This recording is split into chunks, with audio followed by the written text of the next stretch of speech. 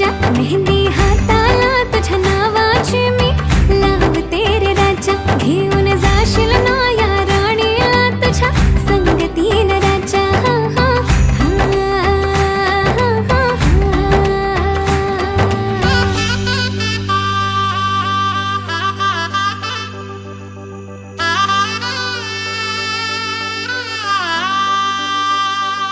सजली ही नवरी बाई नवरोबासाठी ग, गाली हळदी चाले पा दिसते किती गोड ग.